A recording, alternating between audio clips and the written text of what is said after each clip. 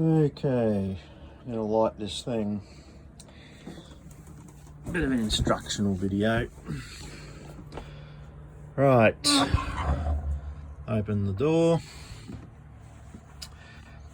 and this fuel loading section here. So I've got a couple of highlighters, a few sort of sticks and twigs, bit of methylated spirits to soak the firelighters. So first thing, you get the small bits, just get them down into the bottom. You only want small little bits of wood, nothing sort of too chunky at the bottom.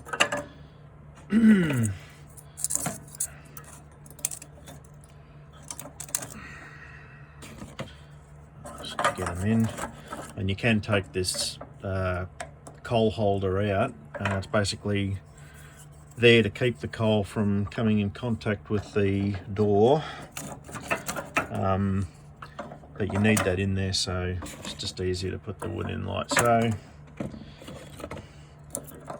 Just keep loading it up, because what you want to do is you want to get a coal bed of hot coals, wood coals, so that you can get your coal, anthracite coal, to ignite. Because if you don't have enough heat, the anthracite won't ignite. These larger bits, just drop them in through the top. I'll see if I can do this one-handed.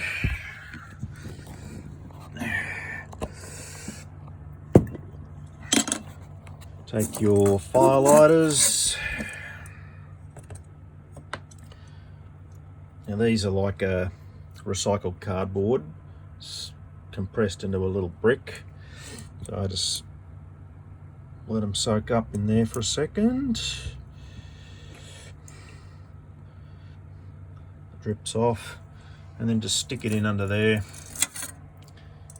It's, once it flames up, it's going to come in contact with the wood. Dip the second one.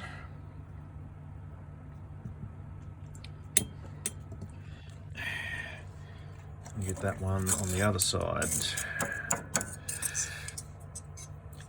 bit hard to get that underneath, so that close the coal door. Get your little gas lighter.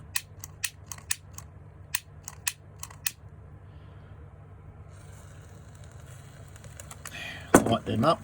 Close the door. Get your door closing key. It's not the original key for this heater. Now that will helps to open that too. So yeah, that's got to be open 100%. Now it's burning inside. So you will wait, I don't know, maybe 10-15 minutes for that wood to catch and burn, and then once it's burnt down to a coal bed, you can take your coal and start adding it in through the top door. Okay, we'll come back once this thing's caught properly and show you what to do with the coal.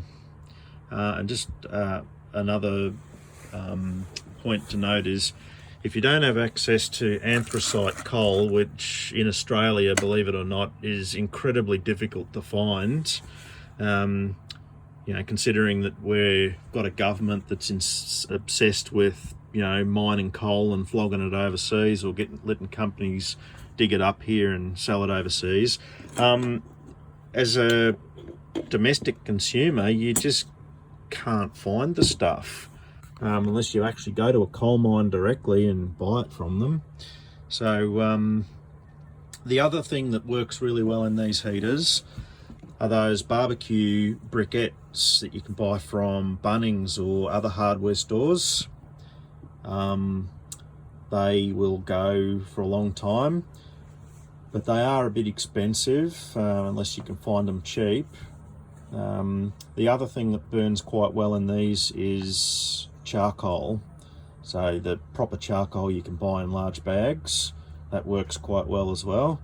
Doesn't last as long as the anthracite coal does, but still produces plenty of heat and a clean burn.